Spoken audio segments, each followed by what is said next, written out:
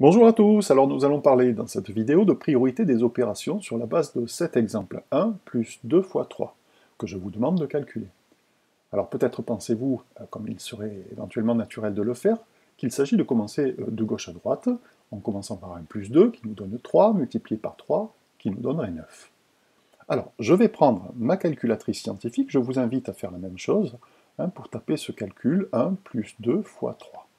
Alors, si vous avez une calculatrice scientifique, comme moi, peut-être vous avez, pour obtenir le résultat, un bouton qui s'appelle Exe, sinon vous aurez un bouton qui s'appelle Égal. En tout cas, lorsque vous, comme moi, appuyons sur la touche Égal ou Exe, nous obtenons 7 en résultat.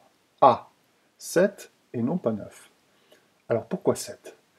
Eh bien parce qu'il s'agit en réalité d'une convention. Une convention, c'est lorsque tout le monde est d'accord pour faire la même chose. Alors, en mathématiques, c'est nécessaire, et quelquefois plus que nécessaire, indispensable, de faire en sorte qu'à un endroit du globe, lorsqu'on fait des mathématiques, on aime être compris à d'autres endroits du globe. C'est pour ça que les conventions sont là, pour faire en sorte que tous fassent la même chose à des endroits différents de la planète. Alors, de quelle convention s'agit-il? La convention qui concerne le calcul que vous avez sous les yeux est là.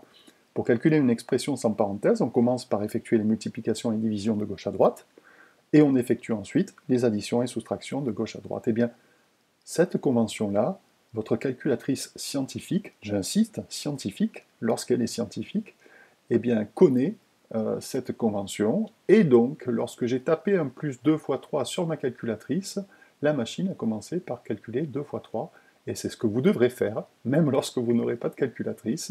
2 fois 3 donne 6, et ce n'est qu'à la fin que j'effectue l'addition, et par conséquent un plus 6 qui nous donne 7. Deuxième exemple. 4 fois 3 moins 10 divisé par 5. Je tape sur ma calculatrice, 4 fois 3, moins 10 divisé.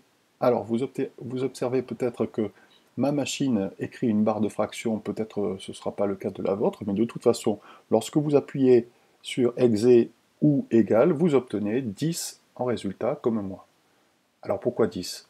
Parce que dans cette expression, il y a des multiplications, des divisions, et par conséquent, elles sont, on dit, prioritaires d'après la convention. Donc je commence par la multiplication 4 fois 3, qui nous donne 12, 10 divisé par 5, qui nous donne 2, et ensuite, à la fin, la soustraction 12 moins 2, qui nous donne 10.